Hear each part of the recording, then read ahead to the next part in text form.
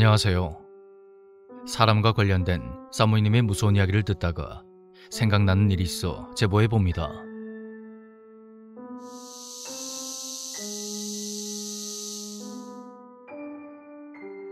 때는 제가 초등학교 4학년이었던 해의 무더운 여름날. 학교는 방학을 했지만 그만큼 학원 수업이 많아졌고 전 그날도 학원 수업을 마친 후 막대 아이스크림 하나를 물고 집으로 걸어가고 있었습니다. 당시 저는 바로 앞에 놀이터가 있는 5층짜리 계단식 아파트에 살았는데 한 단지에 라인이 7개가 있고 저희 집은 가운데 라인에 있었습니다. 눈앞에 아지랑이가 어른거리며 도로가 이글이글 타오르는 것 같았고 날이 너무 더워서 길에 돌아다니는 사람이 하나도 없더군요. 저도 땀을 많이 흘려서 지쳐있는 상태로 서둘러 집으로 갔는데 아파트 라인 바로 앞에 누군가가 서 있었습니다. 평소였다면 그냥 동네 주민인가 보다 하고 그냥 지나쳤을 텐데 그 사람의 복장 때문에 어린 마음에도 뭔가 싸한 느낌이 들었습니다. 웬 중년의 아저씨가 그 한여름 더위에 버버리 코트에 구두를 신고 중절모를 쓰고 있는 겁니다. 그 모습을 보는 순간 저는 동네에서 처음 보는 낯선 사람은 되도록 조심하라는 어머니의 말이 떠올랐고 그 시절에는 부모님이 아이들에게 항상 그렇게 주의를 줬기 때문에 저도 그런 생각을 하며 입구에서 조금 떨어진 화단에 멈춰 섰습니다. 다 먹고 남은 아이스크림 막대로 화단에 있는 흙을 파면서 아저씨가 먼저 가길 기다리고 있는데 이 동네 사람이 아닌 건지 단지 주변을 계속 두리번거리고 있는 겁니다. 멍하니 땅을 파면서 저 아저씨는 누군데 저러고 있나 생각하고 있는데 문득 고개를 들어보니 그 아저씨가 인기척도 없이 어느새 제 바로 옆에 서 있더군요. 저기 꼬마야, 혹시 A 초등학교가 어디 있는지 아니? 모르는데요. 그래? 가까이에서 보니 남자는 푹푹 찌는 여름 더위에 긴팔 셔츠와 제법 두꺼워 보이는 버버리 코트 차림으로 땀을 뻘뻘 흘리고 서 있었고 저는 어린 마음에 나도 빨리 가야 하는데 이 아저씨는 왜 자기 집에 가지 않고 이러고 있나 싶어서 짜증이 났습니다. 그렇구나. 어디 있는지 모르는구나. 남자는 주변을 한 번 더 쓱 둘러보더니 갑자기 저희 집 라인 쪽으로 올라갔고 전 속으로 이상하다고 생각하면서 자리에서 천천히 일어나 아파트 입구로 들어섰습니다. 아파트 건물은 한 층에 두 가구가 있었고 층과 층 사이는 5칸으로 된 계단 2개로 이어져 있었죠. 더위에 지쳐서 고개를 푹 숙인 채 계단을 한 칸씩 세면서 올라갔는데 계단 하나를 다 올라가고 나니 구두가 눈에 들어오는 겁니다. 고개를 들어보니 아까 그 남자가 저를 보며 생글생글 웃고 서 있었고 갑작스러운 상황에 놀란 저는 잠시 동안 멍해졌습니다. 그리고 꼬마야, 아저씨 몸이 좀 가려운데 좀 긁어줄래? 그러면서 남자는 서서히 바지 지퍼를 내려서 옷을 벗었습니다. 그러니까 그놈은 애초에 저를 타겟으로 정해서 곁을 계속 맴돌다가 저를 안심시키는 척하면서 층과 층 사이의 계단 쪽 벽에 몸을 바짝 붙이고 숨어 저를 기다리고 있었던 것입니다. 제가 큰 충격으로 정신을 못 차리고 있는 사이 남자는 벨트를 풀려고 했고 전 그걸로 날 때리면 어쩌나 무서워서 계단 5칸을 한꺼번에 뛰어내려 옆 라인으로 도망을 쳤습니다. 그런데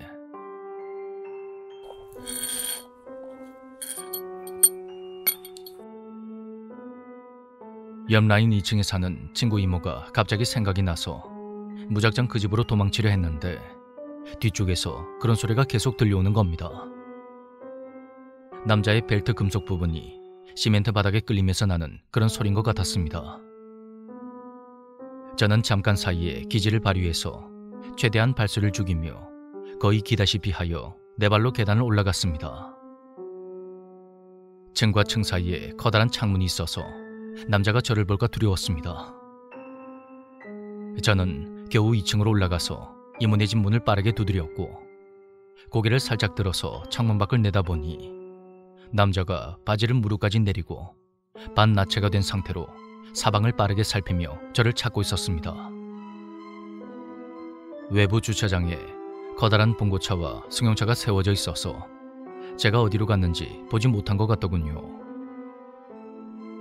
천만다행으로 노크 소리를 들은 친구의 이모가 문을 열어줬고 하얗게 질린 제 얼굴을 보고 놀란 이모가 집으로 전화를 걸어줬습니다.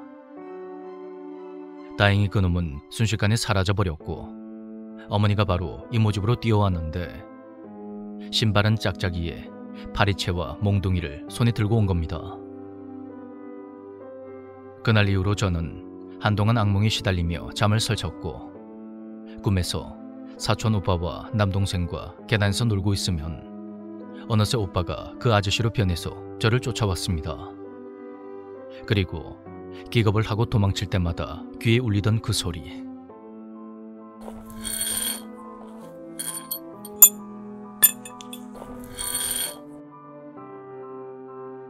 현재는 신체 건강한 성인이 되었고 다 잊었다고 생각을 했지만 가끔씩 친구들에게 이 이야기를 할 때면 저도 모르게 몸이 마구 떨리곤 합니다.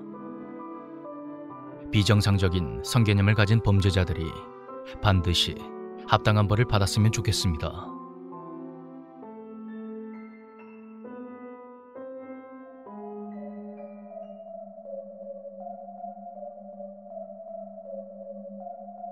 제가 강원도 산골에 있는 모 포병부대에서 군복무 중에 겪은 일을 풀어보도록 하겠습니다.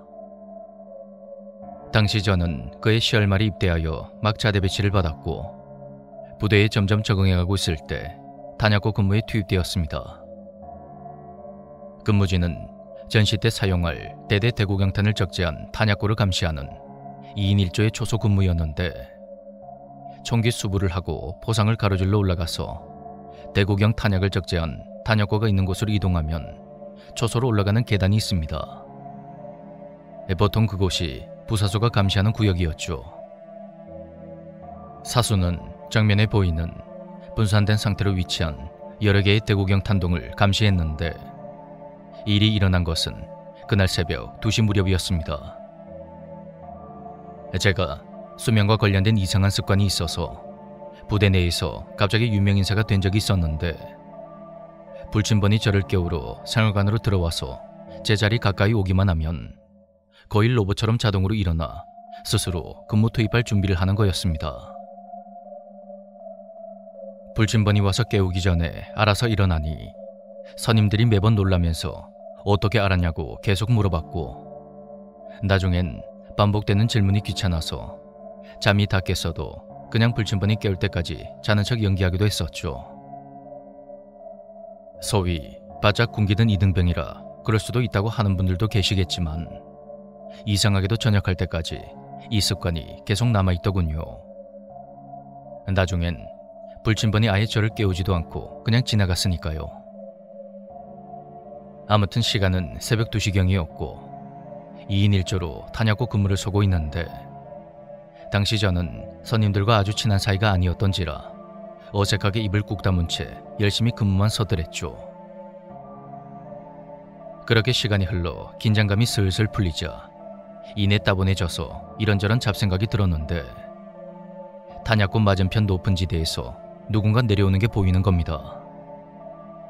느낌이 이상해서 사수에게 말을 하려고 하니 사수는 쿨쿨 잠을 자고 있었고 이내 겁을 먹은 저는 식은땀을 뻘뻘 흘리면서 속으로 저게 뭐지?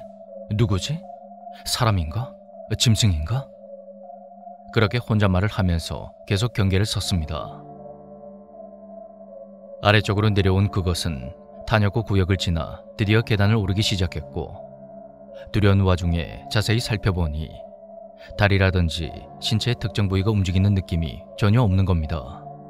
그리고 그것은 엄청난 속도로 계단을 올라와 초소문을 똑똑 두드렸는데 형체가 또렷하게 보이진 않았지만 꼭 한복 차림에 나이 지긋한 할아버지 같았습니다. 그 노크 소리를 듣는 순간 잠시 2, 3초 정도 눈앞이 흐려졌고 다시 정신을 차리고 보니 그곳이 다시 초소 반대편 고지대로 올라가고 있는 겁니다. 그렇게 형체는 이내 사라져버렸고 저는 근무를 마친 후에도 날이 다 밝을 때까지 한숨도 자지 못했습니다. 솔직히 누구에게라도 제가 겪은 일을 털어놓고 싶었지만 아무에게도 말하지 못했습니다. 어차피 믿어주지도 않을 뿐더러 제 말을 믿어준다고 해서 달라질 것도 없었으니까요.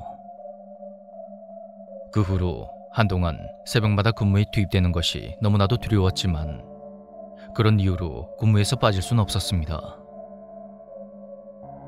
시간이 흐르고 해가 바뀌어 1월 1일. 그날은 포대장님이 새 해돋이를 보자고 해서 전 포대원들과 함께 고지대로 올라갔는데 그곳이 바로 제가 의문의 형체를 목격했던 초소 맞은편 고지대였습니다. 처음으로 올라가 본 그곳에는 시멘트로 정교하게 만들어진 초소가 하나 더 있었는데 그걸 본 저는 옆에 있던 김상병님에게 이렇게 물었습니다. 김상병님, 여기가 더 높고 감시하기도 좋은데 이 초소는 왜 안 쓰는 겁니까? 몇 년 전까지는 사용을 했는데 병사 한 명이 현부심 받고 전역한 뒤로는 폐쇄됐다. 김상병님, 현부심이 뭡니까? 현역 복무 부적합 심사. 감사합니다. 근데 무슨 일이 있었습니까? 이 초소가 날이 밝을 때는 멀쩡한데 새벽 2시만 되면 이상하게 전화가 걸려온다고 하더라니까.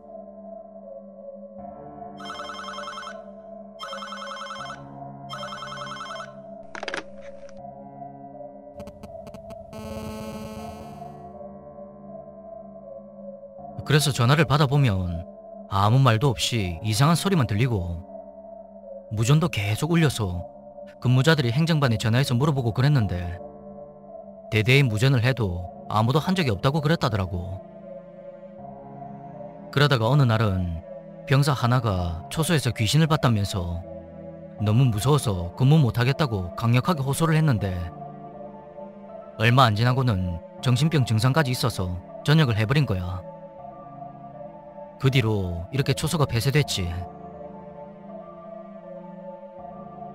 초소를 살펴보니 초소 비상배를 연결하는 야전선만 이어놓으면 언제든지 다시 사용할 수 있도록 조치가 돼 있었는데 그걸 보니 확실히 좀 급하게 폐쇄한 것처럼 보이더군요. 그렇게 해돋이를 보고 나니 아침 식사 시간이 촉박해서 포대장님이 지름길로 가자며 올라온 방향 반대편 길로 포대원들을 인솔했는데 그때 저는 저를 찾아왔던 존재가 누구였는지 알 수가 있었습니다. 지름길로 내려가니 올라올 땐 보이지 않았던 무덤 하나가 있었던 겁니다. 폐쇄된 초소와 불과 10m 떨어진 곳에 홀로 덩그러니 방치되어 있는 이름 없는 무덤. 그리고 고지대에서 내려와 나를 찾아왔던 그 존재. 그날의 일을 돌이켜본 저는 그때 할아버지가 입고 있던 한복이 바로 상복이었다는 것을 그제서야 깨닫게 되었습니다. 아무도 찾지 않는 무덤에서 홀로 얼마나 외로웠으면 그렇게 저를 찾아왔던 것인지 뭔가 등골이 오싹하면서도 가슴이 먹먹해졌던 그런 경험담입니다.